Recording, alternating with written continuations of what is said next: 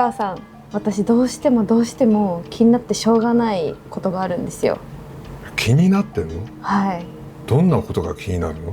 実は、その今回新企画として、その都市伝説とか未解決事件をちょっと一緒に見てみたいなと思いまして、ちょっと映像を用意したんですよ。なのでちょっとそれを一緒にご覧いただけませんか？見てみましょう。そこでね、どこが気になるのかっていうのを後で話してもらってね。お願いします。はい、よろしくお願いします。2013年、アメリカ・ロサンゼルス、一人の若い女性がホテルから忽然と姿を消した。吉川さん、この事件知ってますか？いや、知らなかった。あ、本当ですか？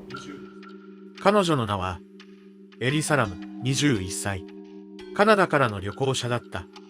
失踪直前の彼女の姿をホテルのエレベーターが捉えていた。そこに映し出されたのは衝撃的な内容だったのです。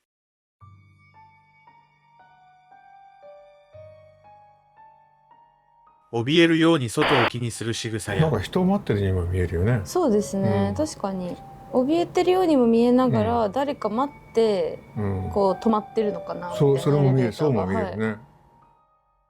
手当たり次第にボタンを押す姿。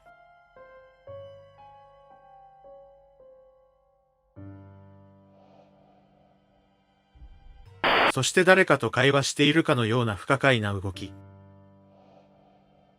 この映像は瞬く間に拡散され、事件は一気に謎の失踪劇として注目を集める。そして失踪からおよそ2週間後、彼女はホテル屋上の貯水タンクの中で発見された。発見のきっかけは宿泊客のある違和感。水の味や色がおかしい。その苦情が最悪の結末へとつながった。だが、この事件には数々の謎が残されている。通常は施錠されているはずの屋上。一人で入るのは困難とされる貯水タンク。そして、あの不可解な映像、それらが重なり、世間では様々な憶測が飛び交った。事件か、事故か、それとも、説明のつかない何かか。しかし警察は、最終的に一つの結論を下す。死因は、溺死。そして、その背景には精神状態の影響があったと判断された。エリ・サラムには、双極性障害の治療歴があった。不気味な映像、不可解な状況、そして、曰く付きのホテル。これらの要素が重なり、この事件は今もなお、現代の未解決ミステリーとして語り継がれている。あなたは、この出来事をどう受け止めるだろうか。という、事件がありまして、で結構こういうのを見てたら、いろんな謎が残ったまま事件っていろんなところで起きてますけど、いわゆる謎だとか不思議だとかっていう言葉を使うんですけど、その謎であったり不思議であったりそのような場所っていうのは必ず何らかの理由が介在しているということが多いんですね。例えば今回の事件で謎が5つありますとか言った時に、やっぱりその5つの場所というのは全てが何らかの意味合いがあって、そこに誰かが介在している可能性が非常に高いということは言えると思います。一つ目の謎、それは貯水タンク。貯水タンクを見つかったのも不思議な点なんですけど、なんか高さが2.5メートルあって、蓋の重さが10キロぐらいあるそうで、これってなんか女性が一人で開けるには難しいと思うんですよね。だから他殺なのかな。今、おっしゃったようにね、この2メートルの高さがあって、そこが不思議なんですよねって何に話したけど、ですからそこに何らかの理由がある。でそこで考えられることとしては、一人の女性がタンクを登ってって降りるで中に入るとちょっと考えづらいです。そうなるとその部分には第三者の介在があるんだなという、そういうことが考えられるということですね。ただこの事件が、溺死という形で終わってますよね、確か。なのでそこまで捜査がいかなかったのかなっていう。いや、捜査はしてると思うんですね。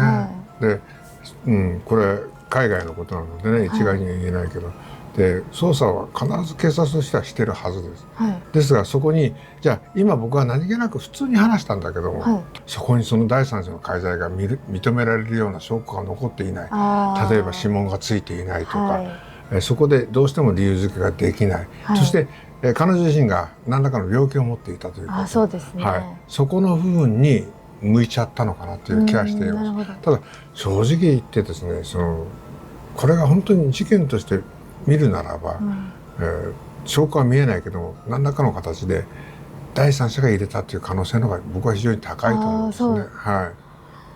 当然ここでは鑑識活動というものがあって指紋なども採取するんですけど、指紋がついていない、合わせて指紋を拭き取った様子もないとか、指紋というのはよく拭き取った時には拭き取る形跡が残るんですね。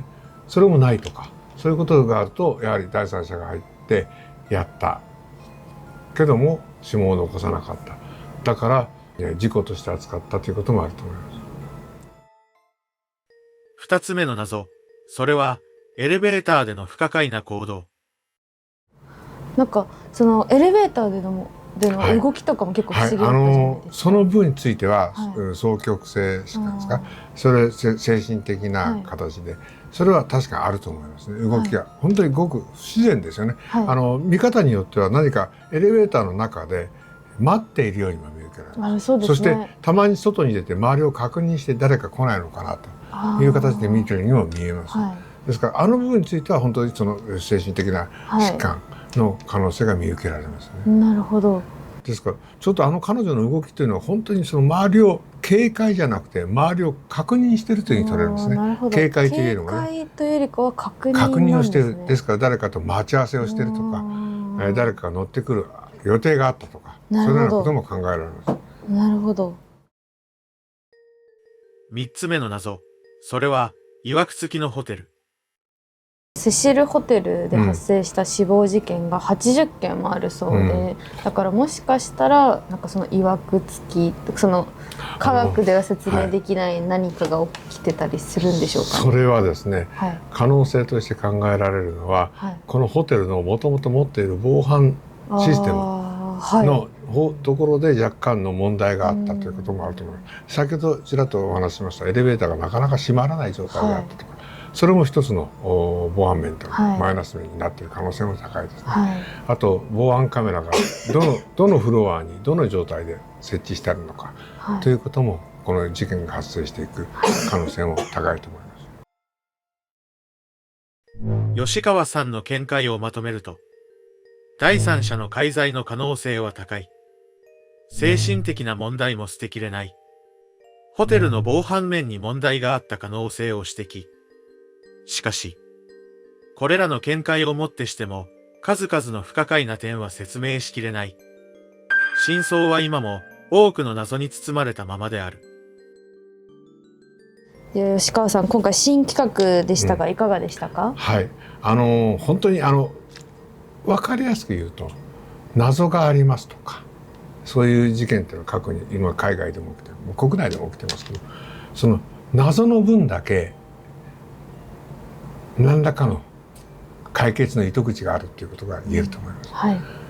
これがなぜここに置いたのかとか、なぜここで、死体が遺棄されたのかとか、そういうそのなぜの部分というのは非常に一つ一つが解決への糸口になっているということが言えると思います。なるほど。人気が出れば他の事件など都市伝説も扱っていきたいなと思いますので、今後も楽しみにしていきます。都市伝説って結構多いですよね。多いですね。